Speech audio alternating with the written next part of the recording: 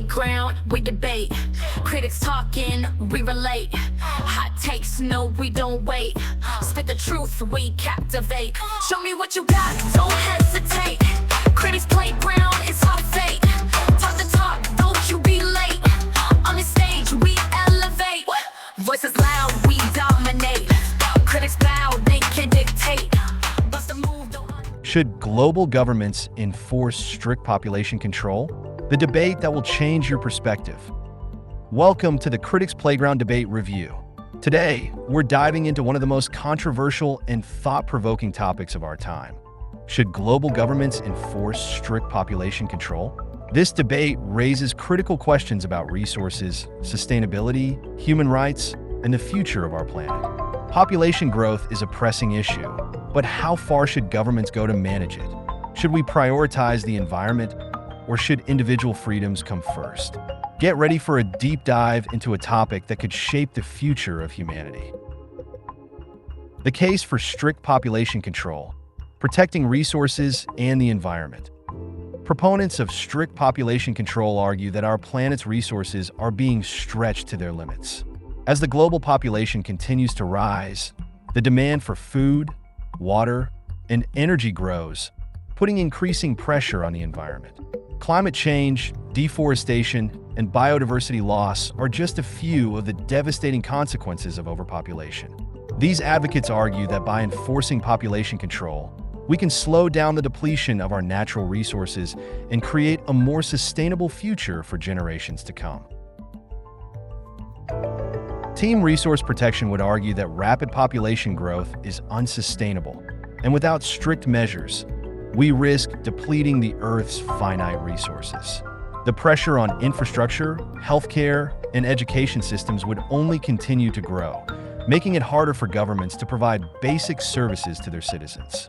They believe that population control policies are a necessary step to ensure that our planet can continue to support life and that future generations will not suffer from the consequences of overpopulation. The case against strict population control, preserving individual freedoms and human rights. On the other side of the debate, there are those who argue that enforcing strict population control policies would be a violation of basic human rights. The right to make decisions about family size and reproductive health is seen as a fundamental freedom that should not be infringed upon by governments. Restricting reproduction, they argue, could lead to unintended consequences, such as gender discrimination or even forced sterilizations, especially in vulnerable populations. Team Human Rights would emphasize that population control policies often lead to coercive measures that disproportionately affect certain groups, particularly women and minorities. These measures may be implemented in a way that violates individual autonomy and exacerbates existing inequalities. For these critics, the ethical concerns about controlling population growth are too great to ignore. Balancing growth and sustainability, finding a middle ground. While the extremes of either side present strong arguments, some believe that a middle ground is possible. Instead of strict population control, governments can focus on policies that promote sustainable growth through education, access to family planning, and the empowerment of women. These policies would provide individuals with the resources they need to make informed choices about reproduction without imposing restrictive measures. In this way, the growth of the population could be slowed naturally, without the need for heavy-handed government intervention. Team Sustainable Development would argue that empowering individuals with education and resources is the best way to reduce population growth while still respecting human rights. They believe that by improving access to healthcare, providing education, and promoting gender equality, families will make decisions that align with their own values, leading to a more sustainable world without the need for government-enforced restrictions. Global perspective, cultural differences, and ethical concerns. It's also important to consider how different cultures and countries might approach population control. In some countries, a large population is seen as an asset that drives economic growth, while in others, the focus is on controlling growth to prevent overburdening the economy and the environment.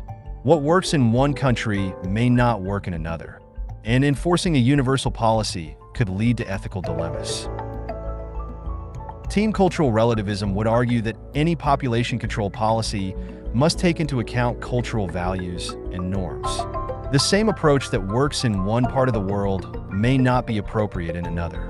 Policies must be tailored to local needs and sensitivities, and the global community must be sensitive to the diverse ways in which different societies view family, reproduction, and government intervention. Conclusion: a future shaped by population control or personal freedom. The question of whether global governments should enforce strict population control is a complicated one with no easy answers. On one hand, we face the urgent challenge of managing our planet's resources and ensuring that future generations can thrive. On the other hand, we must consider the ethical implications of restricting personal freedoms and the potential for abuse of power. As we move forward, the debate will continue to evolve. Should we prioritize environmental sustainability and resource management over individual rights? Or should we respect the autonomy of individuals and trust that sustainable solutions can be achieved through education and empowerment? Join the debate, share your thoughts in the comments, and don't forget to subscribe for more content like this. See you in the next review.